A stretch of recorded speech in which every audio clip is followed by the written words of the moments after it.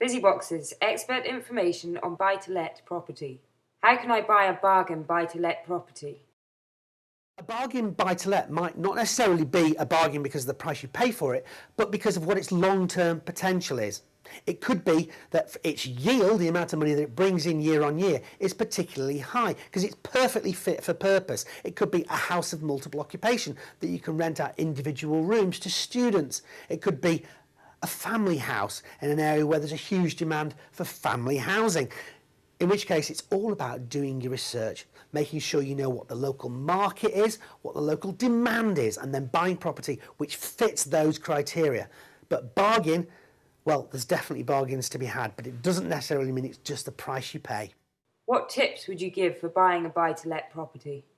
The biggest tip about buying buy-to-let is to buy property that there's a demand for. At the end of the day, you want this thing to be rented out almost before you've completed on buying it. So you want to buy in areas where there's a demand for that kind of property. Now that could be a 2-up, 2-down terrace in an area where there's a demand for that thing. It could be a house of a multiple occupation where there's a huge demand for individual rooms to be rented out for students. It's all about talking to local letting agents, talking to local estate agents and just finding out what there is a local demand for and then buying properties which actually cater for that demand.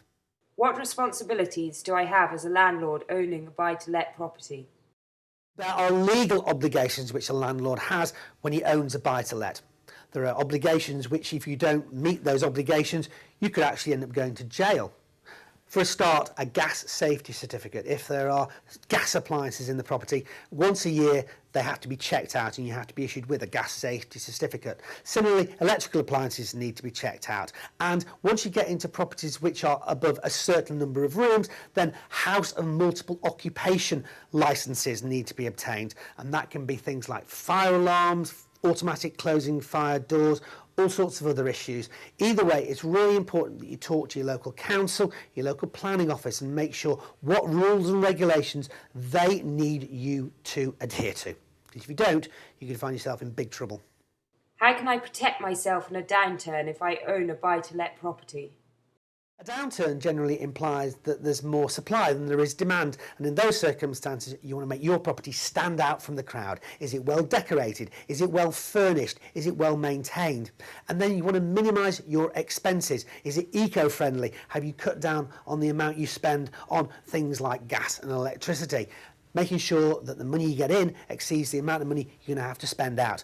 Reassess your finances, reassess your mortgages. Make your outgoings as low as possible, and then you will weather the storm.